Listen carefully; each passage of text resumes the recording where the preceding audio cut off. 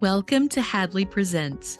I'm your host, Ricky Enger, inviting you to sit back, relax, and enjoy a conversation with the experts.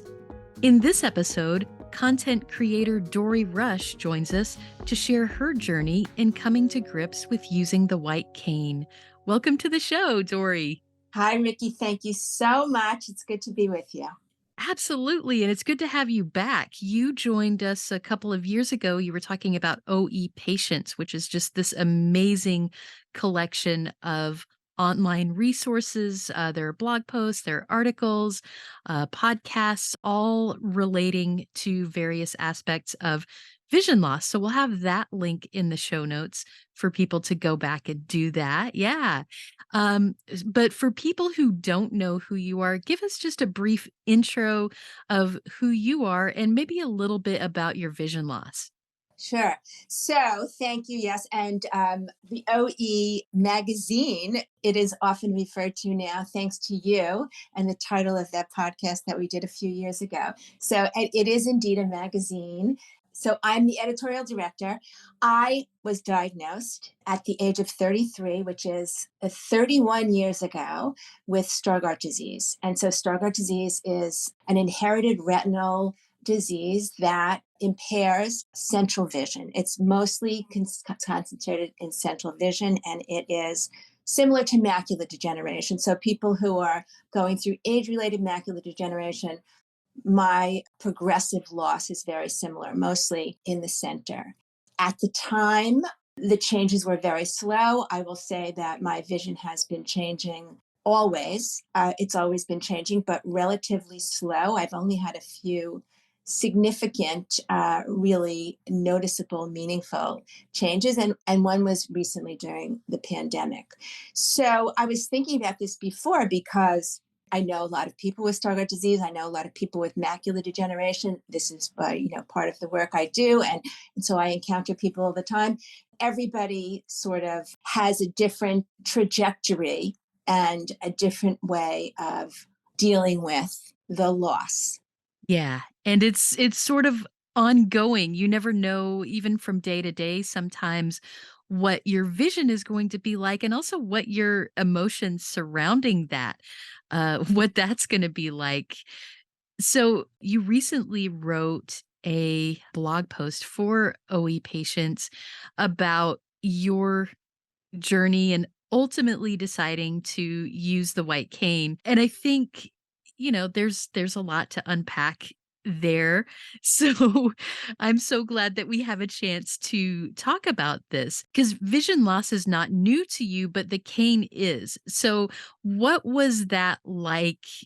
Kind of what drove you to finally make that decision to say, well, I think maybe I should try this? It was definitely a long time coming. And frankly, Ricky, I know so many people can relate. I hoped, the day would never come. I really did. And one of the best doctors that I ever had and went to for many, many years, the first thing he ever said to me was, I can promise you, you will never need a cane or a dog. And that helped me see past what all the things I was worried about. And I believed that. And I don't fault him for the misinformation today, but I don't think anybody ever really knows where you're going or where you'll end up or how you'll deal with it. So I know a lot of people with central vision loss and most people frankly don't use canes. I pretty much thought you can navigate the world. You see what's all around you. What you lose is the detail in the center. So reading and identifying faces, I have no facial recognition. That is very difficult. But walking around the world is usually something that you can do. Maybe it's not smart to do it without some assistance, but you can do it. So I did it for a very long time and I had no problem. I was encouraged to use the cane and I was even sometimes, ashamed into why aren't you? And you should be. And it's not smart that you don't. And I thought always, I knew always that I would know when I needed a cane.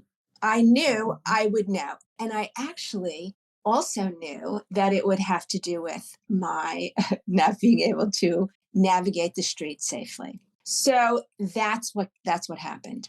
During the pandemic, I noticed everything was weird and changing, and our lives were so different and isolated. And I remember the day that I noticed first in the street, and then when I was in a supermarket, that things were really looking very different, that my vision had changed. Now, just like everyone, right? When this happens, we all say, well, I hope this is just a moment, right? But it's usually not a moment, it's usually a significant change. So I knew that it had changed. I went to for 2 exams, and there was really no explanation or no reason could be found. But obviously, I have a retinal disease, and I'm aging. And okay, it happened, and I'm going to have to address it.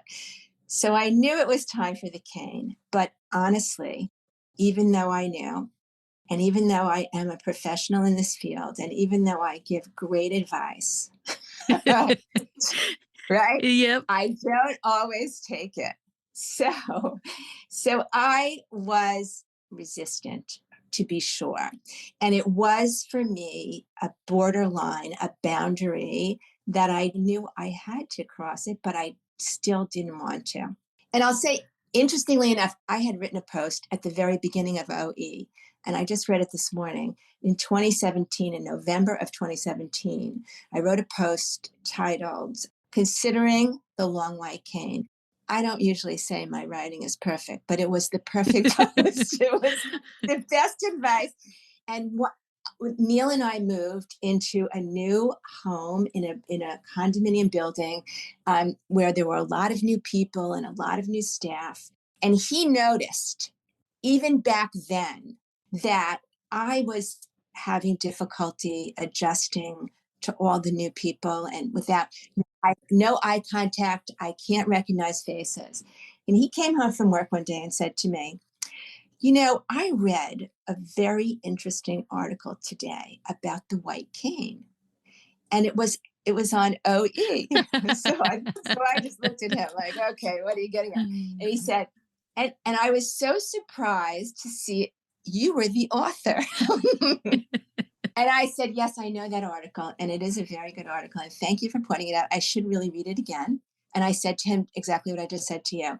I do give very good advice, and I don't always take it.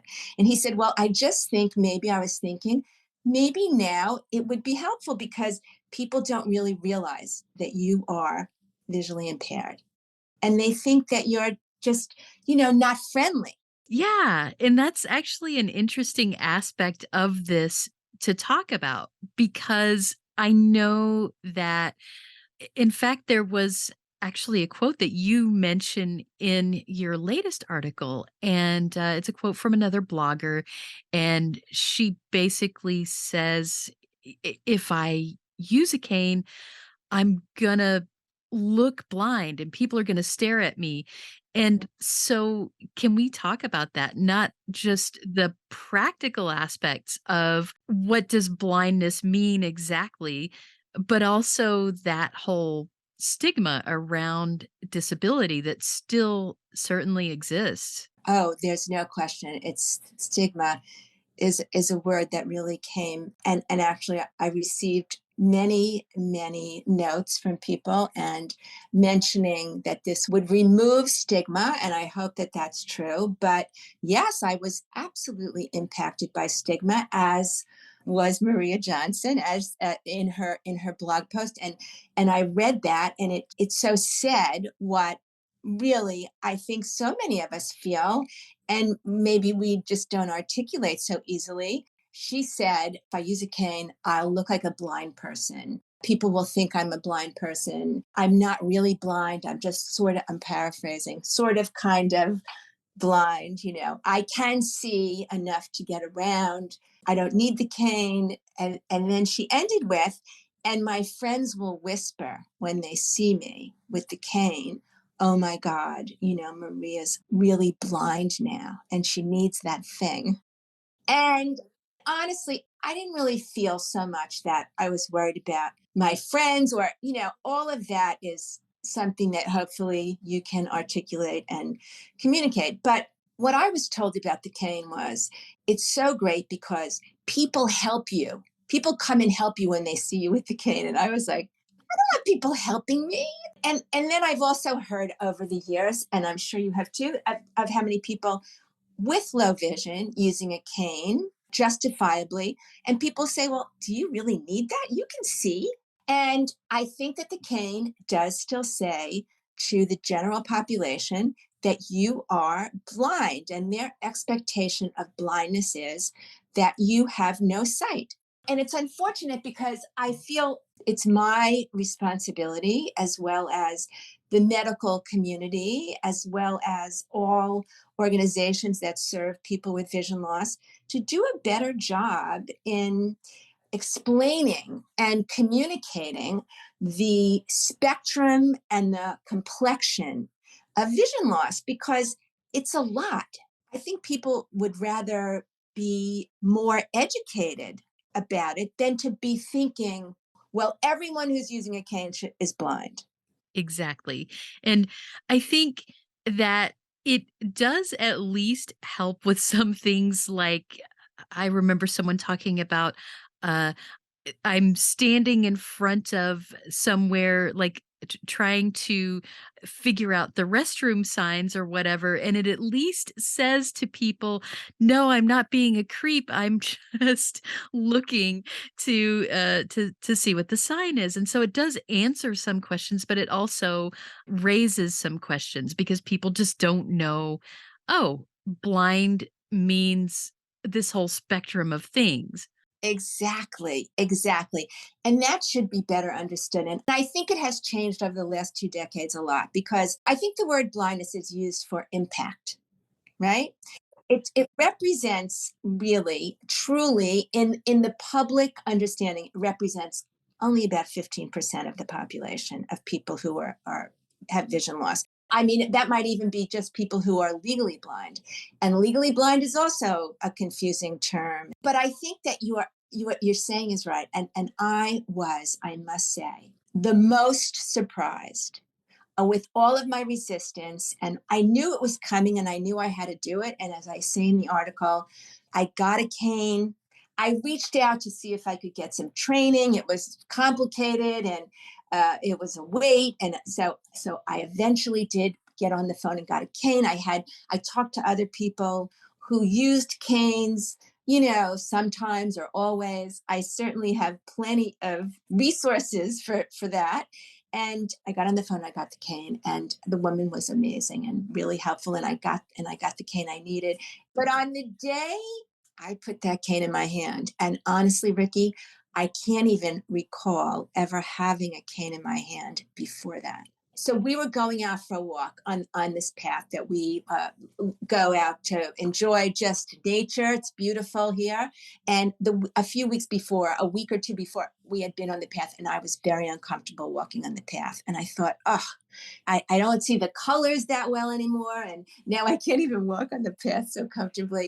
And I was realizing that, like, little by little, I was shrinking down my world of independence. That was the worst thing. So the next week we were going, and so I took the cane and I opened it up in my bathroom, and I came out and said, "I'm taking the cane on the path." And he goes, "Oh, this is great." And I wanted to use the cane, and I didn't want to like sweep it. I just wanted it to be quietly in front of me.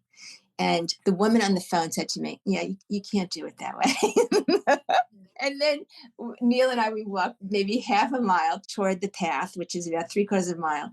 And I was fighting with the kid. I'm like, it's not really working. It's not really working. And he said to me, can I try to show you something? And he showed me why you have to scan it back and forth. In the next half mile, I would say I was amazed at what a difference it made for me so quickly, so quickly. The confidence and the security, the sense of security that it gave me back, lifted all of the stigma and the concerns about what people would think, and it didn't matter anymore because I found something that was so empowering again for me. And it changed a lot in a very short time. Wow, I love that. And it just took being the right time for you to make that decision. That's right. And I think that's something everybody struggles with. I We've mentioned the word resistance a few times here, and that does happen because we all have people, if the vision loss is gradual where you start out and you're not using a cane and eventually you do, there are people along the way saying, this would be really helpful. You could be safer if, you know, there's this article that was written that really describes how great this is, but you have to make that decision. So can you talk about how you did that in a way that really felt authentic to you and not just, "Okay, okay, I'll do it." Absolutely. I really do support this in everything because I think, in my work at the Lighthouse, I did a lot of technology and a lot of iPhone training, for example. And some people weren't ready to do it. And some people just weren't ready to use a screen reader or not ready to, whatever it was. And I would say, you're not going to be able to do it until you're ready. You have to want to do it and you have to be ready. So I give myself that ability to say, I will do this when I'm ready. And I do trust myself in that way. I know I'll be ready. Now, I knew the time had come for the cane because I did fall a few times in the street and I knew I couldn't keep doing that. Right. And also, I mean, the long term ramifications of an injury are just not worth it. Right. So I knew I had to do it. And it was a place I didn't want to go. I didn't want to go there. It was like, it was an advancement into a place I hoped to avoid. But once it was in my hand, and once I understood on that path, for example, like the walk I had taken there a week or so before was so different now with this cane in my hand. And I didn't have to worry about holding on to someone or walking behind someone so I could see what was happening. I just had to walk with this cane and accept the information it was giving me.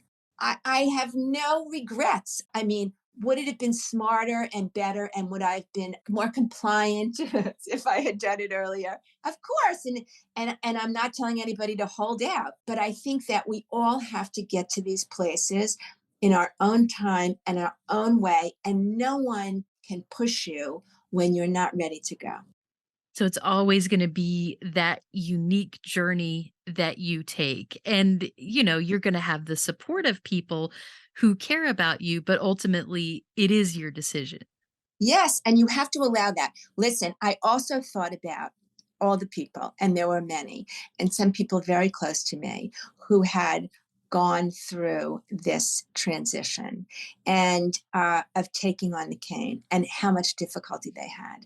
Now, I just was quiet and resistant, but some people really were very emotional and had a great deal of pain in doing it and getting it and tears. And I knew people who would hide it from their doormen and their neighbors. They didn't want them to see all of that. Now, I did not go through that. We live in a small city, and there's like a city hall very nearby we pass, and some court buildings, and they all have these grand staircases in front. And staircases for a good while were scared the hell out of me. Going up and down was so hard for me. But with the cane, I mean, I right away got how it just gives you a gauge. I mean, I went up and down a set of stairs in an office building like 3 or 4 times. I couldn't stop. I was so happy with the ability to do this and not to worry and not to be looking for the banister or just like I was back in control of my steps, and it was really good. So I took to it after all of these years of resistance, or certainly this last year of resistance. Once it was in my hand, I took to it. It sits at my front door, open and ready to go. I don't go anywhere without it. I was resisting or hesitant in my trips to Manhattan, and I was nervous about, I was walking very gingerly and slowly and whatever. But the first time I went back there, it was amazing. And there is a tremendous, as I mentioned. So I learned very quickly about the kindness of strangers and the thing that I thought I wanted nothing to do with. That people in such a sweet, kind, quiet, unobtrusive, helpful way say things like, the light is changing. Let's wait here. I'll let you know when the light change. And it was all so just kind and nice and not weird. And I actually so appreciate it. It gave me something that I literally thought I didn't want and really didn't know anything about. And I love it. Wow, that's fantastic. I love that as well. You're fairly new to this, but you've really taken to it. And I would bet that there is at least one person listening right now who is struggling with this. So they're where you were a year ago and they're like, I don't want to do this. People are telling me I should, and like maybe I know I should, but I'm just not there yet. Is there something that you would tell that person who's still kind of wrestling with this decision? Yes, yes. I mean, I would say that based on my own experience, and perhaps it could be yours as well, that the fear factor and all the things that you conjure in your head about it, a lot of it is just not, it's not factual. And you may be surprised. And I've read, and you probably have too, Ricky, there are so many articles online about people's experience with this and how, just like my story, how they resisted it and they hid it and then they came around to it. I talked with a lot of people also who used it sometimes only when they had to and whatever. For me, it's not the sometimes. I mean, it's just all the time now. It's just like I feel so much better with it. And I felt a little embarrassed that I might appear so ignorant, right? That I didn't want to do this and that I work in this field and I know what it's supposed to do. I just didn't want it to do that for me. But once I did, again, put it in my hand for the first time and work with it a little bit, all of that stigma and resistance and fear, sadness even, it dissipated from me very quickly. And what I've gotten back is so much more powerful than what I was afraid I was going to lose. Yeah, that's really well said. Just pick it up, see what it does for you, and let go of the things that are holding you back because what's on the other side might just really surprise you. And that's you say that in the article of just how surprised you were that it was helpful for you even though you knew intellectually. It's just that difference between knowing something and feeling it yourself. Yes, I think people do fear, like I said about friends of mine who didn't want their doormen to see. I've read stories. I mean, people have written this in their books, right? They hid it from, they don't want their neighbors to see. They went for their cane training outside of their neighborhood. I have been using the cane now for 3 weeks, and I have seen plenty of people. I walk through a building that has doormen and concierge, and and everybody knew about my vision loss. And this was a pivotal moment, but no one has said a word. And now they notice it. There's a little bit more kindness and sweetness, I think, a better understanding perhaps. People do now also, it's interesting, call out hello because they're not just assuming I see them. And so I have found even in that, I see people responding, I see people reacting, I see people moving out of my way, which I appreciate. I think people are much more vocal now because they're understanding that I'm not seeing them or I don't know who they are when they pass me. And there's been none of that like, oh my God, you have to use the cane, none of that, not one, no one has said that to me, and everyone, and I'm actually excited to tell people that I'm using it. I've told everyone that my family, everyone, and everyone is so happy that I got to this place, and so am I. That's so cool. You're all in now, and it only gets better from here. You still get to do, some training with it, so you'll learn even I more. do, Yeah. exactly, and I will do that, I will. I have to say, that's another thing I wanna say. I was holding out also for a while, thinking I had to be formally trained, and I'm not the only person. I heard from a lot of people who never had any training and do use it when they need to use it. We should all have professional training, absolutely, but that doesn't have to be something that you're also waiting for. You can try it out, and it's really not as complicated as we might have thought. That's great advice. Thank you so much. And thank you too for just stopping by and sharing your journey. I know sometimes it's hard for people to talk about having gone through something, especially if it's kind of brand new. And I just appreciate your sharing that with us and being willing to talk so openly about things. Thank you again for joining us. And it's been wonderful having you. Thank you, Ricky. Always a pleasure. Thank you for having me back. Got something to say? Share your thoughts about this episode of Hadley Presents or make suggestions for future episodes. We'd love to hear from you. Send us an email at podcast@hadley.edu. That's podcast at hadley.edu.